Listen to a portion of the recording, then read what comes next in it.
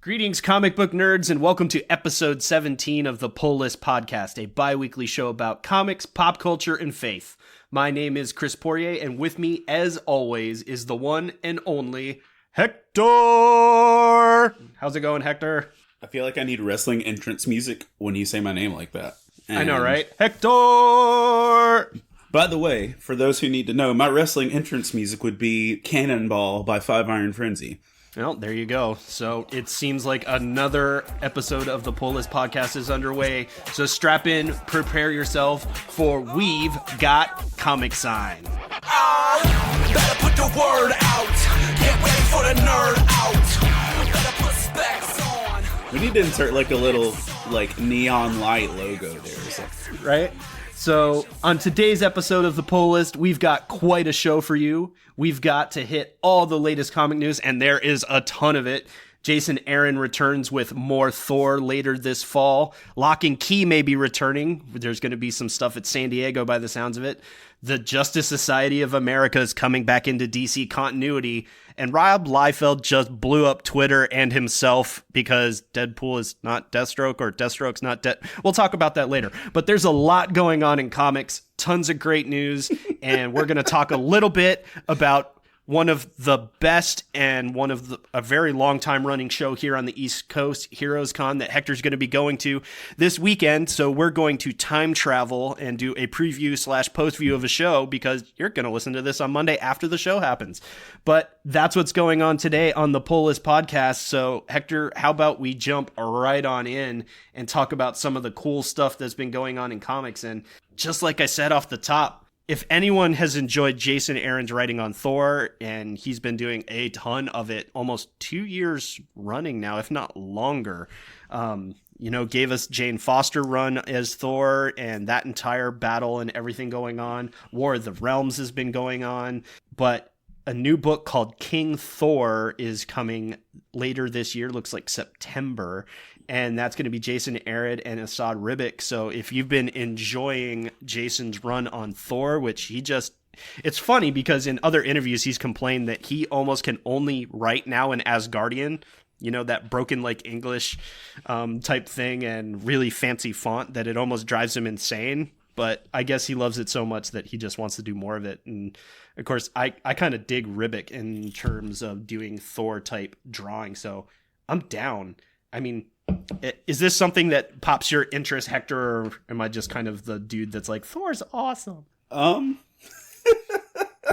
It sounds like it's the only thing that Chris enjoys, but go on. It sounds like more of a Chris thing. I don't want to be this guy.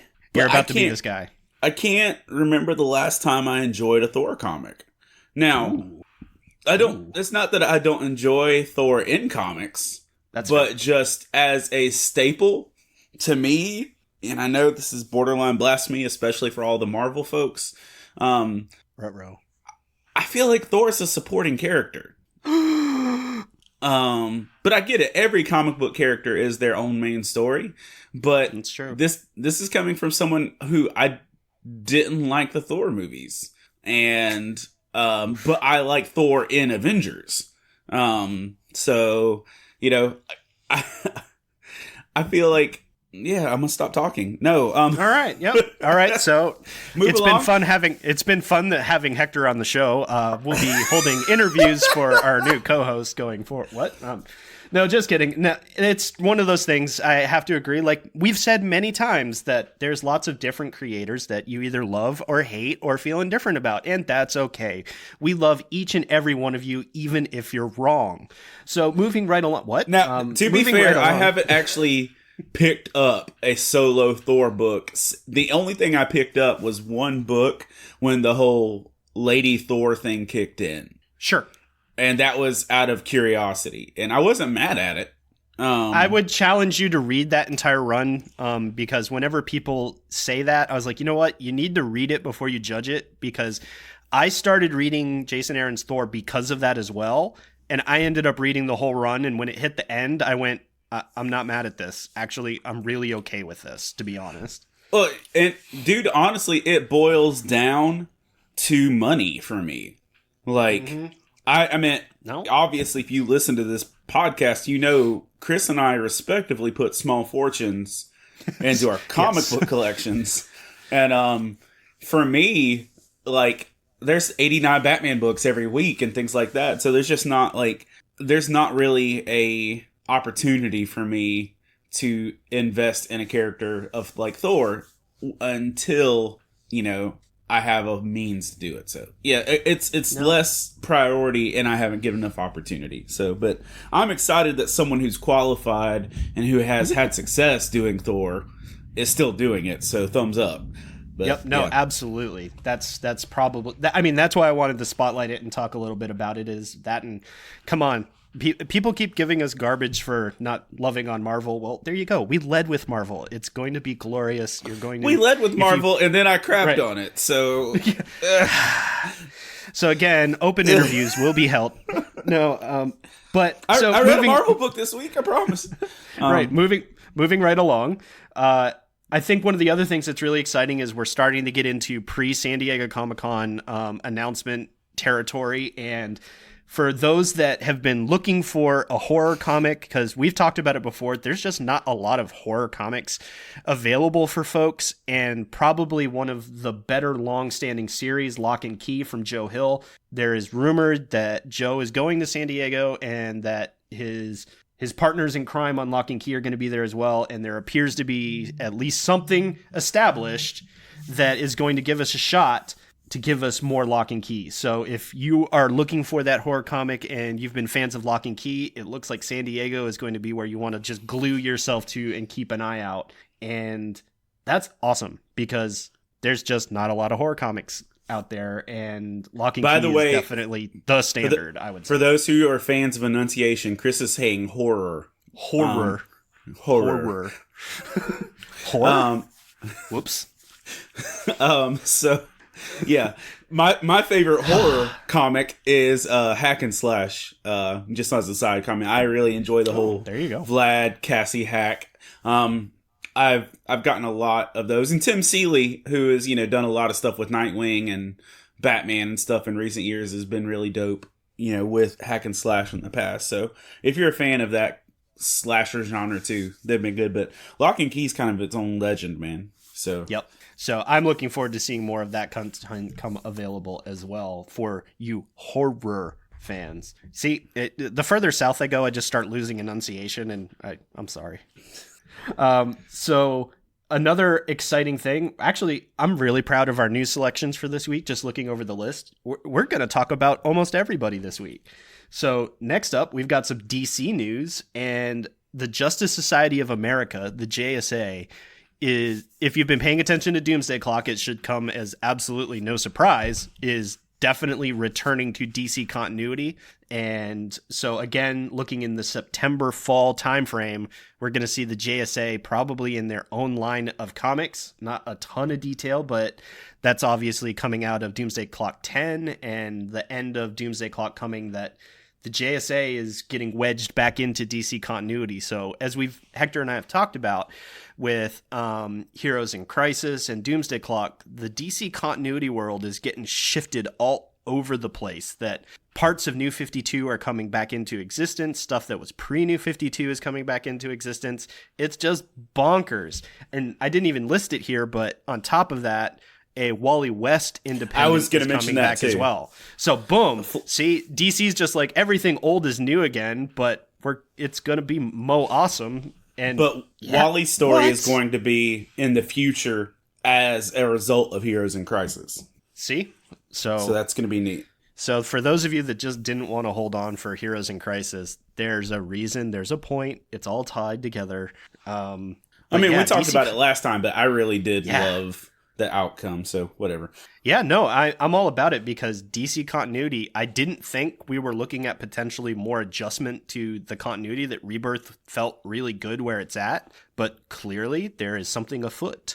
So, and now, we'll talk about it a little later, we have Event Leviathan, that, again, there's all this stuff that is shifting the moving pieces of the DC universe. So for DC fans, stuff is good. It's really good in my opinion. And for folks that are curious, I'd start paying attention to some of the stuff that's going on towards the end of these major events and pick them up, because there might be a good jumping on point for you here really soon as the DC continuity continues to kind of explode. But explode in a good way, as far as I'm concerned so far. So that's really awesome. Then transitioning yet again, shifting over to the world of Image. For you Walking Dead fans, and Hector and I read Walking Dead on and off, but neither of us have admittedly been super paying attention. There are 192 issues in. I only backed off at like 186. So you're doing better than I am. Yeah, I'm still catching up. I was still reading it monthly up until about 6 months ago. Yeah, so I've been just trying to catch up in compendiums, and I'm like somewhere technically I think I've read through compendium 2, so I'm like way behind, but I still love it. 3 or 4 now. Yeah, 3 is sitting next to my 2 that I haven't completed yet, so I'm behind, but it's good. But for all of you, if you are not caught up, spoiler alert.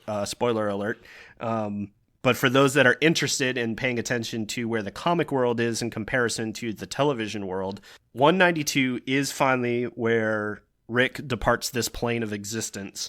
I'm Rick Grimes. Yeah. Whoops. Coral. Well, no more Coral. Sorry, bud. Because dirt nap for Rick. So 191 was the beginning of the story of the arc. 192 was his death. And 193, which is the next issue coming out, is supposed to be the setup of what the Walking Dead universe looks like without a Rick.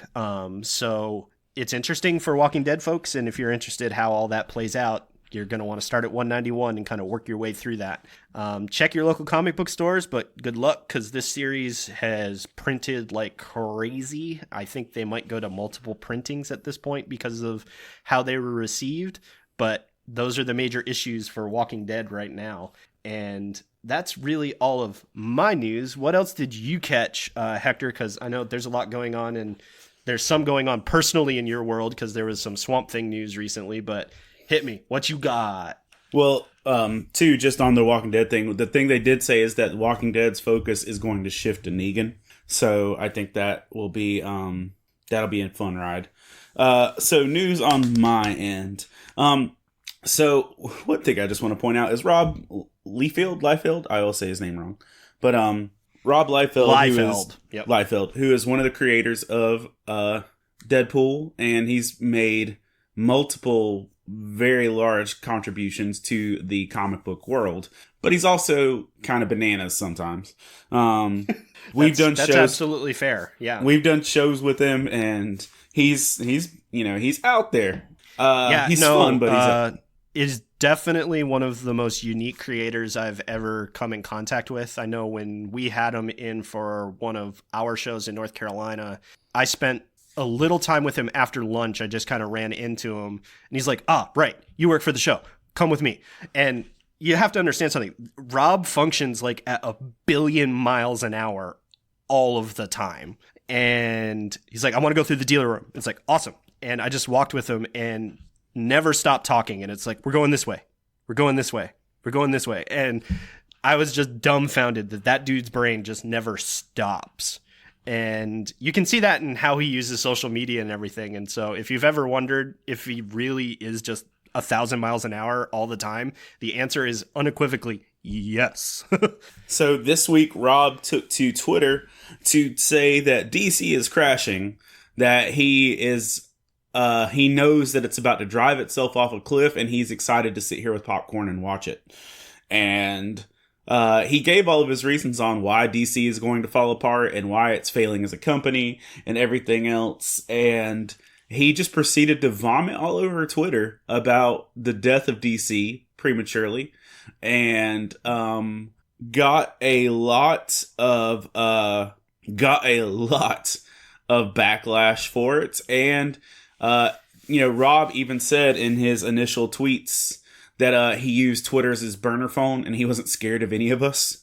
And how did that work out? Well, that worked out great. He ended up quitting Twitter. So, your burner phone came to get you. You got Jesse Pinkman. But here's the thing: you can't. I understand not loving a company. And please understand, I am more DC than I am Marvel, but I am fully aware of the tragedies that are being a fan of DC and the errors and struggles that it has as a company. I am not blind. I'm just a fan. I see this stuff. But, Rob just went out for blood for the entertainment value of it, and it blew up on him. And the internet is a dangerous place, kids. Use it responsibly.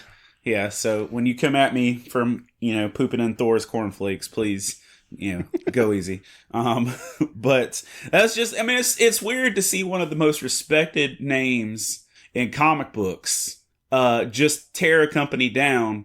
And personally, for me, I find it a bit ironic that someone who can't draw feet talking about how a company's going to stand. Oh, no, you just went there. I was like, am I going to mention feet? And I'm like, no, I won't do that. Oh.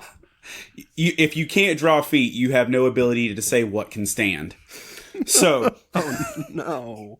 Well, it's been a good run here on the Pull List podcast, but the good part is he's not on Twitter anymore, so maybe we'll be fine. We should go ahead and make a graphic with that quote and just put it out there as the image for this podcast, and just let's see where it takes us. It worked for Rob, right? It's all about the feet. Yeah.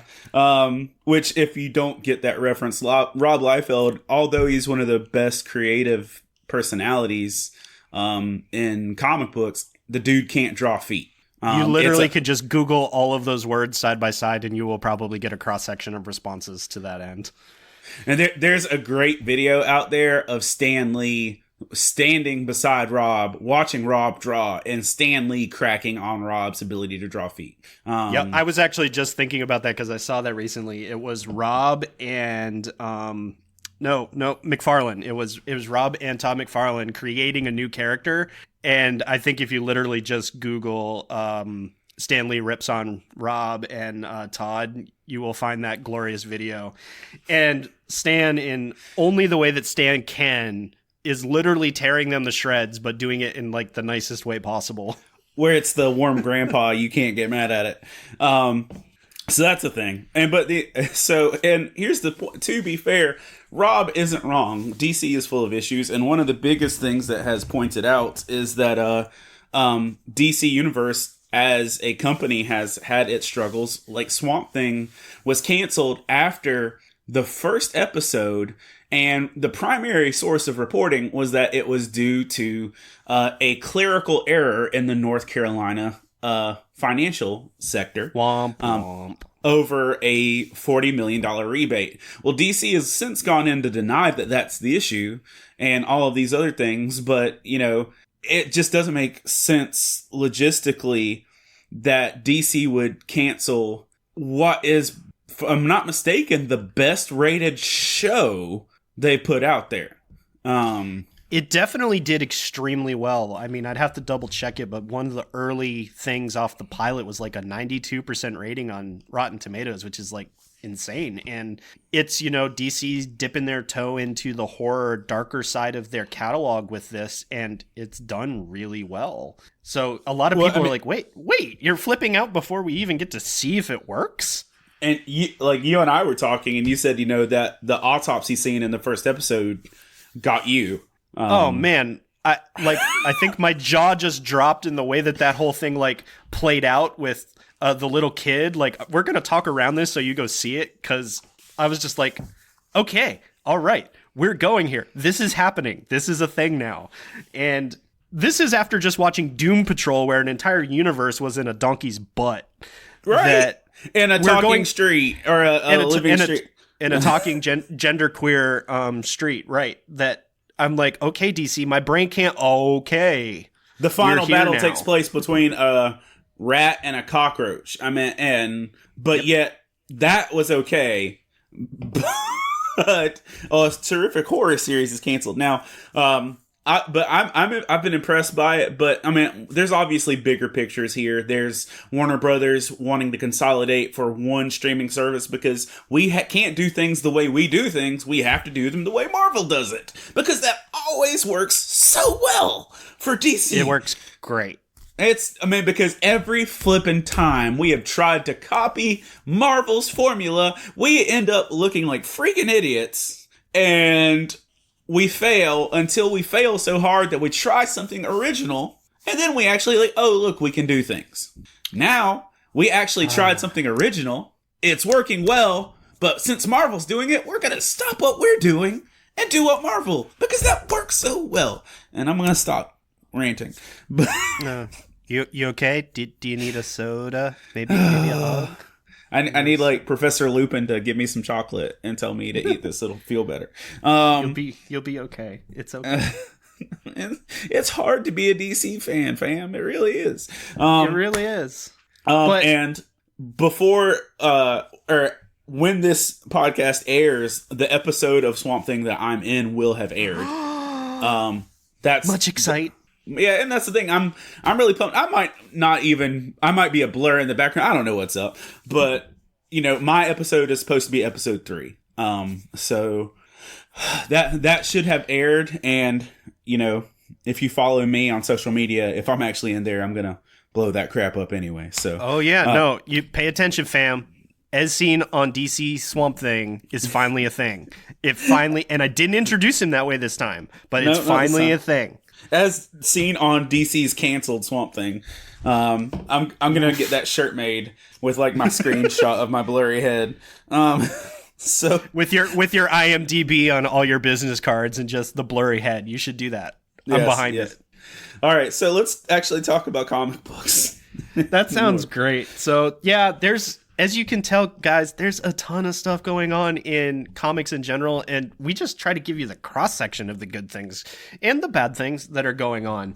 But yeah, there's so much going on. So yeah, we want to talk about the things that we're also reading, because that's what's actually going on in comics. The news is the stuff that's coming, or just creators being crazy bonkers, or having tirades on Twitter and throwing their burner phone out or whatever. Stuff like that.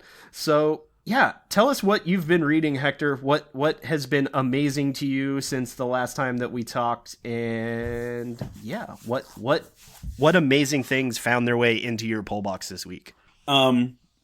I'll say Batman and Outsiders is continuing to be great, and they're only on issue 2, but man, it feels like 90s X-Men and done well. I really enjoyed the first one. I missed the second one, so I'm just going to sit here and just awe at you.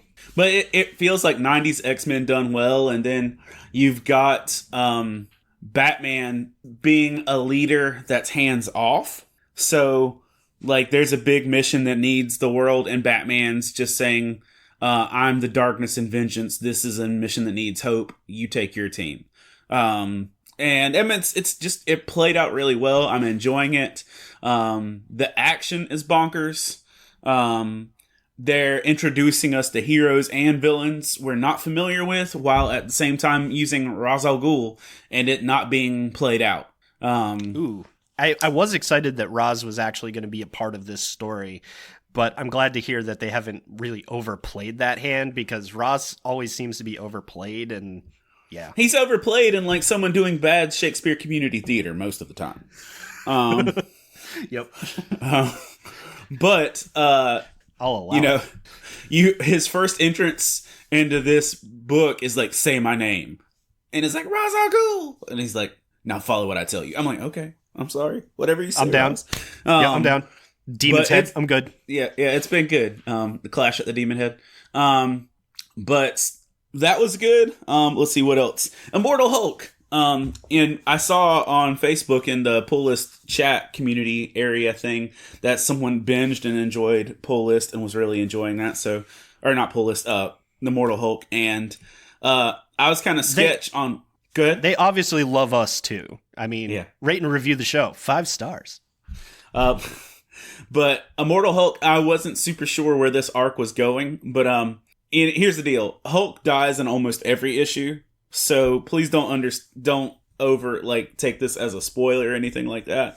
But it legitimately looks like they killed Hulk in this recent issue, to the point where like you're remotely concerned. But legitimately, almost every issue of this book, and we're on like issue 18 or 19 or something, almost every issue has Bruce Banner dying.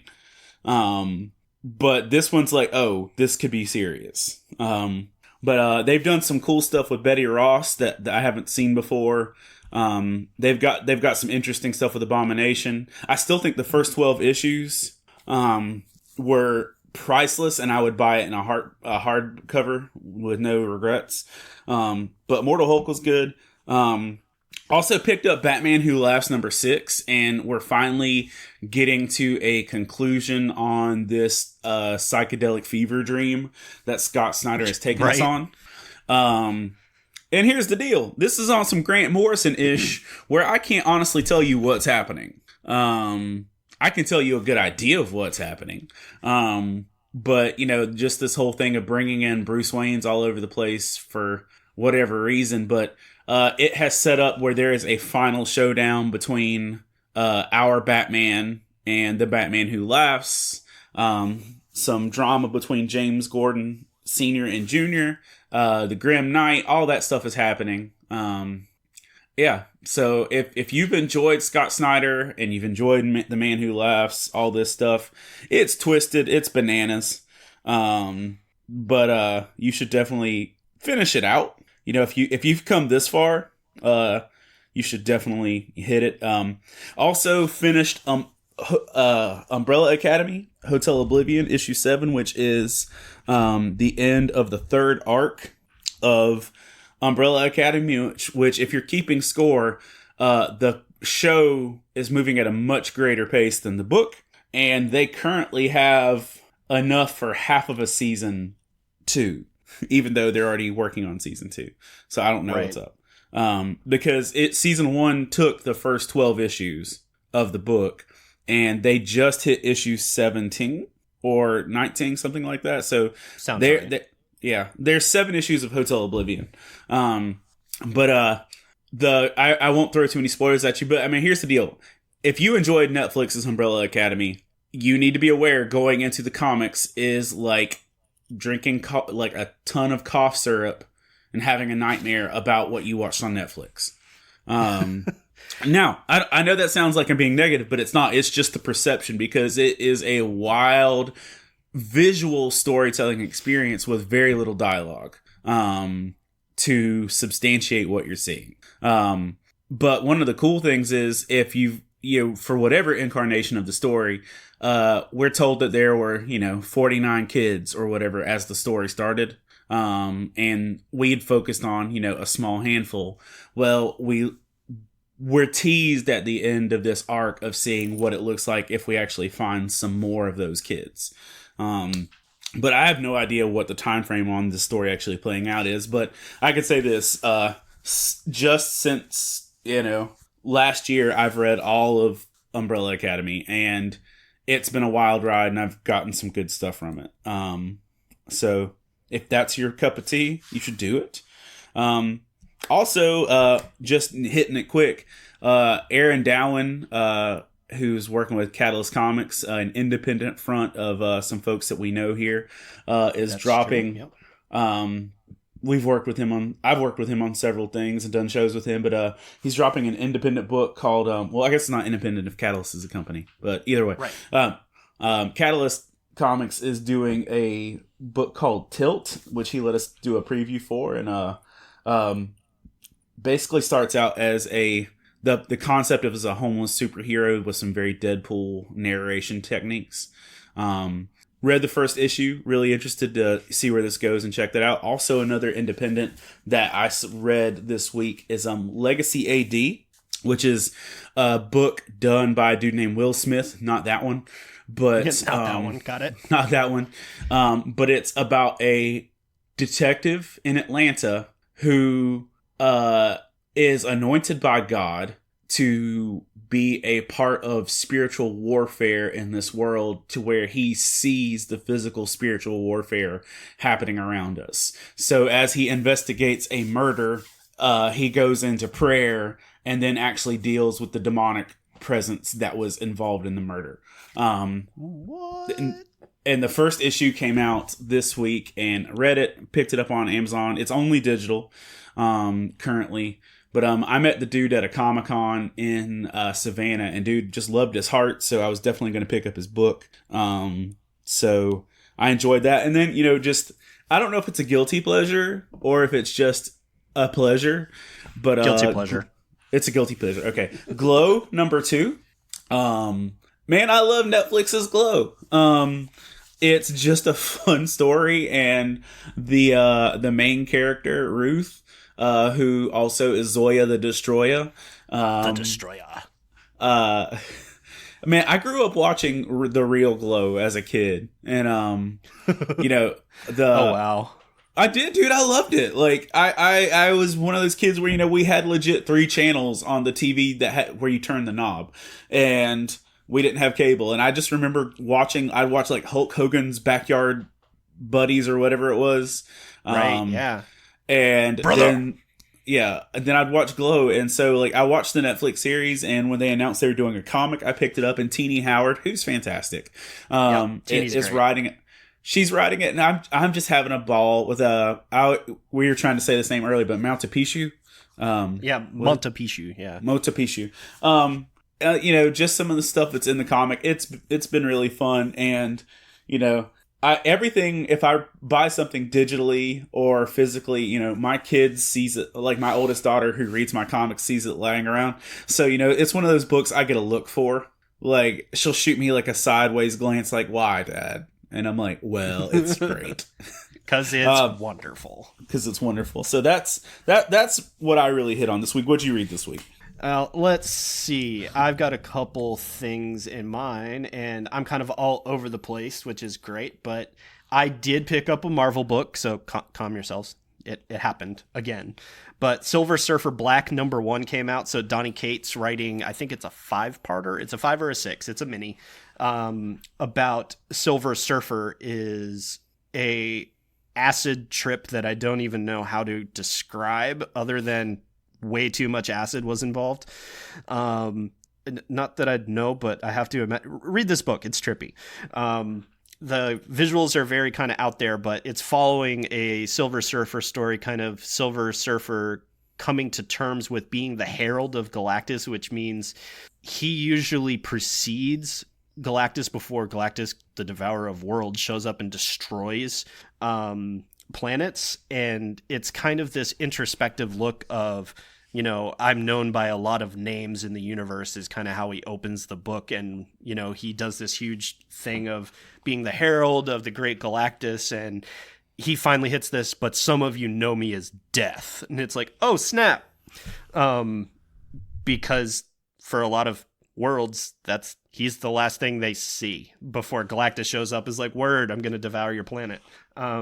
So the story's still kind of being set up, but that's kind of the entry point there. So if you dig that part of the Marvel universe and you need to get your Silver Surfer fix, Donnie is good. He's great. And he's telling a very different story, which is what Donnie's done with a lot of his Marvel books. So all about it.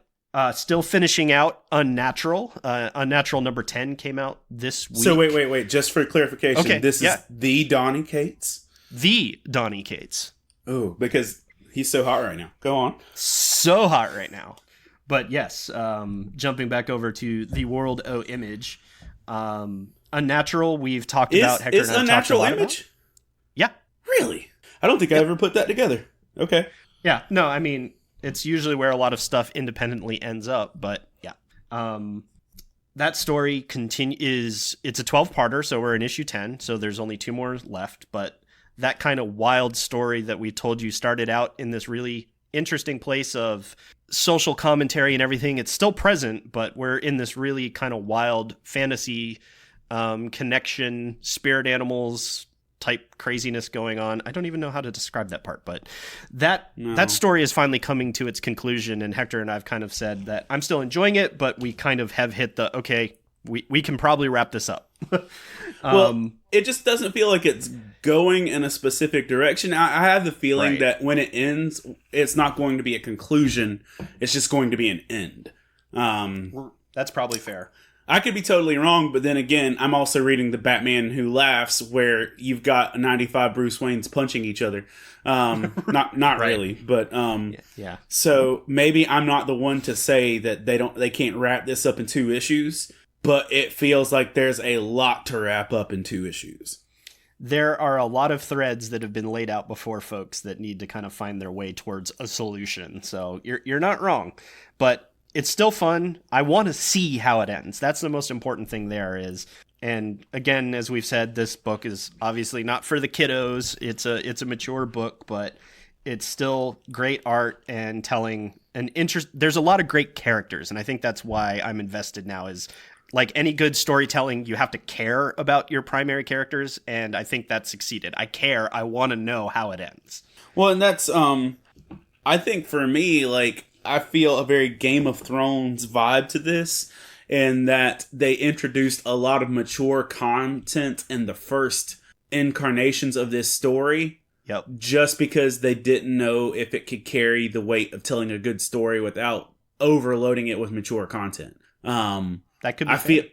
I feel like that was Game of Thrones, not downfall, but like why it kind of got ostracized so much socially is that because, you know, as many people have described it, for lack of better terms, it was like porn in the early seasons. And I believe that was HBO not believing in their content because they felt like they couldn't tell a good story about character development without throwing that in there.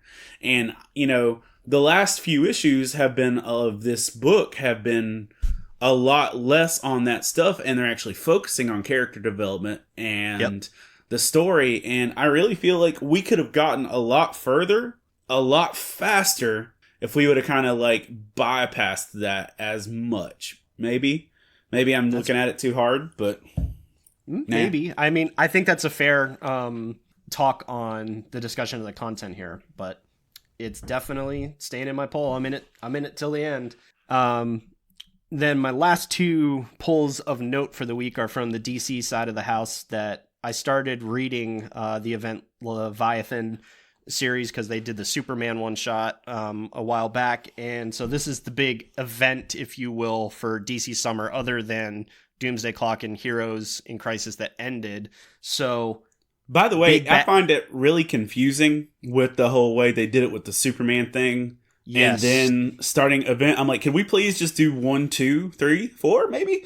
Not, you know, because I was like, wait, how do I number this? Where does this go? But whatever. It was a little confusing, and I'd agree. And of course, they did the same thing leading into Batman 50 and the Not a Wedding, that they had those 4 one-shots that technically went back in time prior to events that had already occurred in issues 48, 49. And it's like, yo, guys, I don't mind you telling me a story, but put it in a straight line so we can understand, please. Or at least give me a reading order. Something. Anything.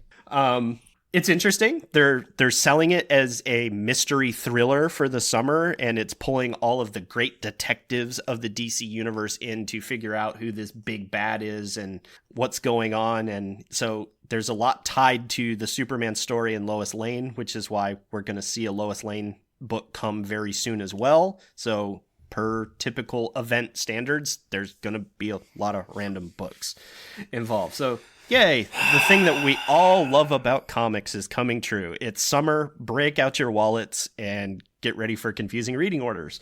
But we're here. Batman and Green Arrow, Oliver Queen, are standing side by side as they begin to unfold this mystery. And I think that's all I really want to give you about this book, is that it's a mystery, that it is a big bad in the DC universe. And part of this whole thing is figuring out just who Leviathan is and what's actually going on. So, yeah. I dramatically struggle with taking Leviathan seriously. Right. Because the dude looks like a Destiny hunter. Yep. Nope, that's good. That's real good. Close your eyes. There you go. If you've played Destiny or Destiny 2 or have been remotely in the gaming community, Leviathan looks like Cade 6's angry cousin. Oh, that's good. I mean, doesn't he? He looks like Cade 6. And I'm like, I'm reading this, and when I'm reading it, I'm hearing Nathan Fillion being snarky. So I'm just not down. I'm not convinced. But I think really also most of the interaction between Lois and Batman and that whole arc where we see in this first issue felt like especially with the lighting, felt like a bad Max Payne cutscene. If you played the Max Payne video game series, the whole black and white gritty vibe, stuff like that. Yep. I felt like I was in a Max Payne cutscene. And, it's just some of the dialogue, dude. I'm not trying to really poo on Bendis. Look, Marvel fans. Here it comes. I'm not really trying to poo on Bendis, but the dialogue felt amateurish. It was a little hard of a read. I felt the same. It felt like this is not a writer. Like, that this is a middle schooler, like, trying to tell his friends a story on the playground, and it got too convoluted. But let's give some redemption here. Go ahead. The one thing I am absolutely loving about this, though, is it's Bendis and Alex Maleev. And Maleev's art does save this book from itself in my mind because it is super gorgeous. I love Alex. His stylization, especially in dark, grittier things, is really good. And Alex is one of the more fascinating people that I've met at a convention and had a really great conversation with. I'll fanboy a little. I have some of his art on my wall because I had to have it because he just has a very unique style for that dark. He's perfect for DC World stuff, and so I'm just excited to see his art for 4 more issues. Just this whole idea though of assembling the greatest detectives to solve this. It just seems kind of a trope. But then again, we just did it in Detective 1000. Yep, it's true. And it only took 3 pages. So, hurry up. All right. Well, we shall see. And so, finally, just wrapping up here, Flash 72, which is Flash Year 1 Part 2. The Flash Year 1 stuff has been really good. So if you're a Flash fan like I am, it's worth picking up. It is a typical Year 1 story where it's retelling from a slightly different angle. Barry Allen becoming the Flash, and per Flash and Barry Allen typical style, it's Barry wrapping his head around his powers and what they actually are capable of doing, what he's actually capable of doing. His relationship with Iris is just starting again. So if you just love classic Barry Allen as the Flash, there's cool stuff going on here with some really neat art. I didn't love it at first, to be honest, but I've fallen in love with it now that I've seen it for 2 issues. Pick this up if you dig the Flash or you just want a good jumping in point to see where things are currently in Flash's universe, because they're retelling, but they're also doing some really neat stuff, and I'm not going to spoil it because the final page of 72 made my jaw drop and go, oh, okay. Well, that's going to be interesting to see how Barry figures out that part of his powers. And it's typical Barry that he's trying to protect people that he loves, and he doesn't think before he acts. So it's just classic Flash stuff. So per the usual, we had tons of stuff that we were reading and lots of great stuff for folks to read. And as always, if you look for us on Love Thy Nerd Community on Facebook, you can join us and share with us in the discussion of what we're reading each and every week. And if you guys have something that we're not reading that we should be reading, every Wednesday we post and you guys can tell us what should we be reading, and I'd be saying your name right now.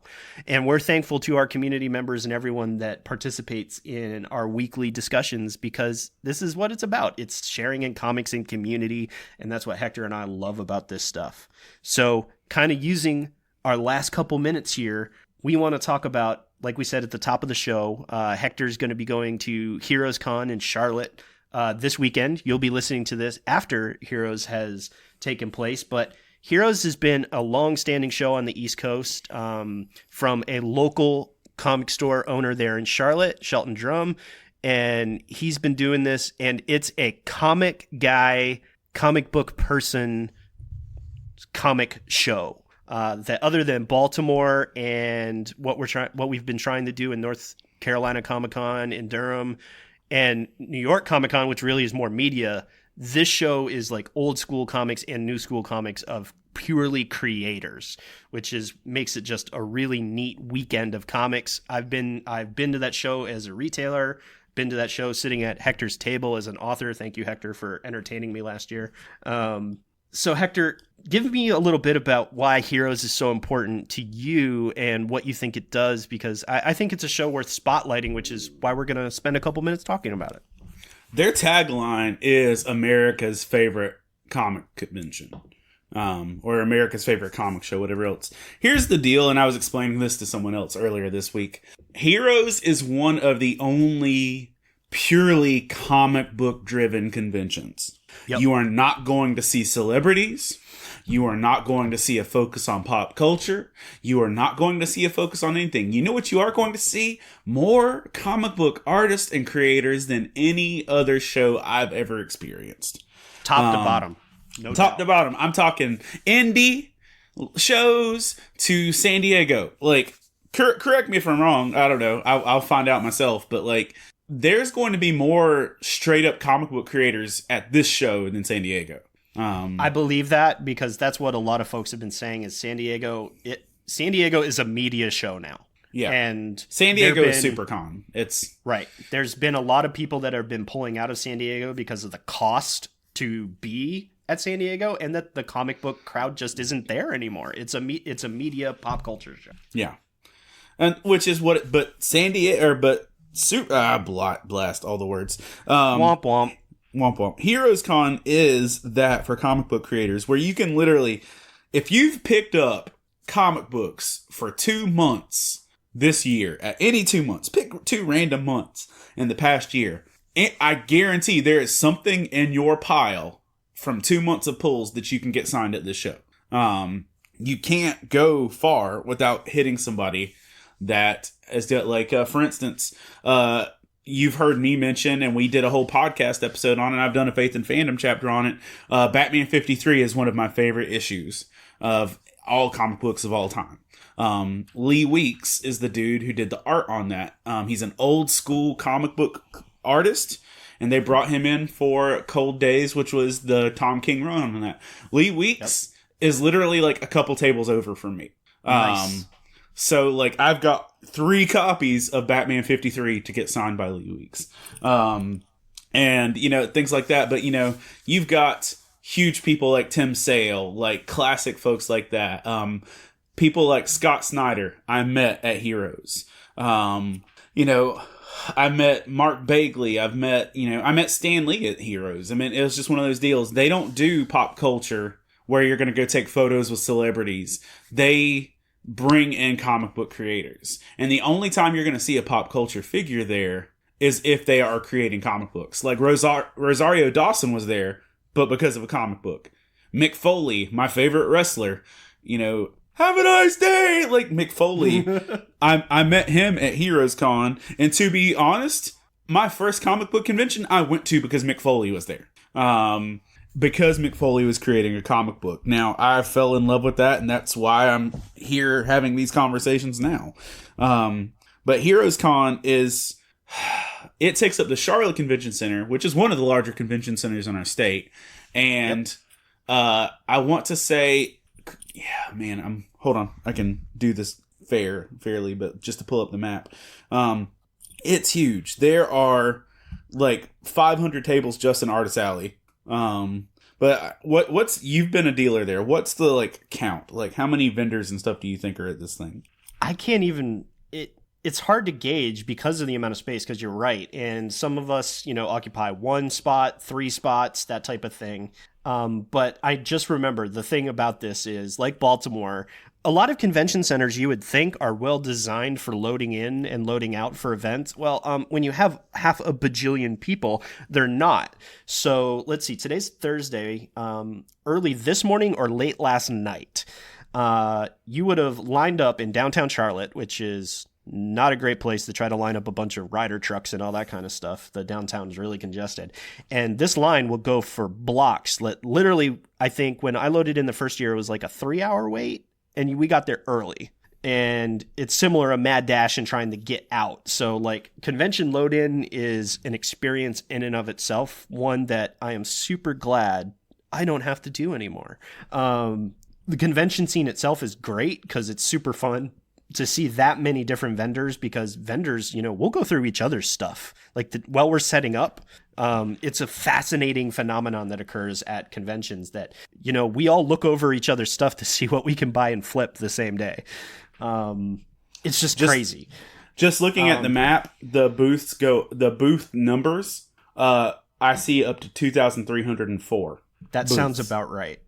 Because like Artist Alley tables are usually like in your 6 foot rather than 8 foot range. So you can put a ton of artists side by side. Yeah. And I mean, just looking over their list, it looks like, straight up regular guest list looks like at least 100, if not more. And that's just the guest side of things. That does not include, artists and other vendors that have bought their stuff. But I know every time that I've gone to Heroes, I have wanted to walk that floor for all 3 days, because that's how long it takes you to actually get through and see stuff on every single day. Well, I've had friends that have come to this show that walked for 3 days and couldn't find me. Like I'll get desperate texts from the parking lot. I'm sorry, I just couldn't find you. There's so many people. And it's some of the cooler things too, dude. They there's live painting on stage almost the entire weekend. So if you're an artist or you're a comic book creator or anything, if you just want to grow up, grab an easel and some paint, you can paint the whole weekend and just sit down and do that. For me, the show. Yeah, I just want to say real quick, the thing about that's really cool is they also will take some of the top name talent that comes through to do that, so you can watch them do their thing. And then a lot of those pieces will actually end up in an art auction that's usually held Friday, Saturday night during the convention. So there's opportunities to get original art through an auction style, not just from artists that are on the floor. That, yeah, it really covers the gambit in terms of all things comics, that you can find books you're looking for as a collector. You can find the artists, either original art they have, sign your books and that type of stuff. So for us, like really deep cut nerds that really love these creators, this is the show that a lot of folks go to be able to literally meet and have conversations with, our heroes, the guys that literally, created an industry for us, and then the guys that are up and coming and really slamming on it. So yeah, if I constantly tell people, if you've experienced a local Comic-Con or a media show where there was tons of people where you could buy photos and stuff, try to get to a Heroes or to a Baltimore, North Carolina Comic-Con to see a truly comic show, because it's a different experience. I think too, like for me, like this show holds a lot of weight for me because it was, first of all, is the first comic book convention I ever went to. It's also the show that I started Faith and Fandom with. And people look at me like I'm crazy when I told them the first time I vended at a show was at Heroes Con. Because it is an overwhelming experience. But, in so doing, like, it's kind of made every other show less stressful. Just because when you start out with one of the bigger shows out there, it made my life experience better. But, dude, I treasure it. I love going to Charlotte. I'm not always a fan that it's on Father's Day weekend. But, Well, it falls on Father's Day, but it also falls on my birthday weekend, which means almost every year I got to celebrate my birthday with my Comic-Con family, which, we've said over the last few episodes. Like, that became something special to me. So I'm really kind of bummed I don't get to hang out with everybody. I'm going to live vicariously through your Facebook this weekend. Well, that's the thing too. Like, I mean, this is the place where you'll get to see a lot of your comic book family. Another positive is this is one of the places that, for me, at least it's a positive, I usually always get to see some Carolina Panthers.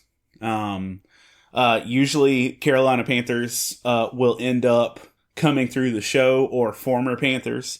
And, that's, for me, that's a cool thing, just to be able to, see some of my favorite football players walking around my convention center, and I'm like, hey. And it's right. Like I was going to say, for everyone that doesn't speak sports ball, we're talking about football in the National Football League. But it's like, the first time it happened for me, it was like maybe 4 years ago, and D'Angelo Williams, who was a running back for the Carolina Panthers, walked by the thing, and I'm like, D'Angelo Williams, sir, hello. And I just started talking to him, and he actually got Vincent, who's like my art partner for Faith and Fandom, to like design some stuff for him for a charity he was doing, and just crazy stuff. But he's like, man, I don't understand any of this, but my daughter loves it, and But it's become a thing that him and some of the other folks show up just for the cosplay competition on Sunday. So it's just a pretty neat experience. So if you actually love comic books over pop culture, this is the Comic-Con for you. And you will not get a more comic book focused experience out there. And there are people that come from all over the world just for this show. So I think it's a good show for you if you just really love comic books. Yeah, we're sorry we didn't get a bit of a preview to you in advance, but we just definitely wanted to spend a couple minutes talking about a show that Hector and I both have spent the last few years at. Hector even more so than I have, but definitely just caters well to the comic book community. And as I personally spend more time on the road this year and in future years with Love Thy Nerd, I hope to expand my knowledge. But so far, at least in terms of East Coast shows, I mean, Heroes in Baltimore are definitely two of the bigger shows that I recommend to folks, that if you can get to those areas, these are shows that you want to check out. Because honestly, not all of us are going to make it to a San Diego or to a New York. I mean, cost is definitely an issue with San Diego and New York. I mean, just for tickets to get in, let alone getting there. But shows like Baltimore and Charlotte, you'll pay less than $100 for the entire weekend. And so that's a big plus in terms of gaining access to just getting to a show. And we definitely want to, because comics are great and creators are great, and it's a really great environment. One of my favorite things about Heroes is most of these comic book creators are not charging you for signatures. Right. Or at most, they'll say, put $5 towards this charity. Yes, no, it's a very big show for the Heroes Initiative, which I know I've mentioned before, the medical group that pools money to support creators in need, because a lot of folks don't have insurance because they're not actually employees of the comic book publishers. Heroes Initiative has a huge presence at Heroes Convention, so that's I'm all about that. Whenever I see the green and white logo from Heroes Initiative, I'm all about trying to toss a few extra bucks in, because it goes to a really good cause. So I think that is going to do it for us today on the Pull List Podcast. We want to thank each and every one of you. Episode 17 is now hopefully in your earbuds for this particular week, but we couldn't possibly, Hector and I, we just could not do this alone. As many of you know, we take this journey of podcasts and fandom with two other amazing podcasts here on the Love Thy Nerd podcast network. The first being Humans of Gaming, where Drew and Chris do interviews with game designers, producers, and creators, and gets really to the heart of why they do what they do. And it's an amazing show. Recently, they just did an interview with Chris himself, who is, our chief executive nerd, if you will, one of the founding members of Love Thy Nerd, and kind of his background in all this stuff. So if you want to learn more about Love Thy Nerd, you need to catch the most recent episode of Humans of Gaming. And then we have the Free Play podcast, where Bubba, Matt, and Kate just cover all the other nerdy stuff in between in a super fun dialogue of things. And it's just a lot of fun. Those guys have been doing some amazing work. They keep it light, but they talk about all the other stuff going on in nerddom and fandom in general. And they're just a ton of fun to listen to. There's a lot of other stuff going on at Love Thy Nerd as well, so be sure to check out lovethynerd.com. And as we said, you can search for Love Thy Nerd Community on Facebook and join a bunch of other crazy cool nerds like us talking about all the things that make us nerdy and geeky every single day. So seriously, Hector and I want to thank you for choosing us as your primary source of all things comic booky and generally nerdy on a near weekly basis. So don't leave us hanging. Write and review the show on your podcasting app of choice. We're on the iTunes, Spotify, Stitcher Radio, and I think we're even adding more soon, so that list will be expanding. But if you can't find us, you can let us know at the Pull List Podcast at lovethynerd.com, or look for us at thepulllistpodcast.com. Seriously, guys, we're back. We're back in the habit. Tons of cool comic book stuff going on as we're right here in the heart of convention season. But remember, kids, read more comics. You've been listening to the Pull List Podcast with Chris Poirier and Hector Mirai, part of the Love Thy Nerd Podcast Network. Be sure to rate and review the show and share on all the social media. The game of Risk. The master of epic duels.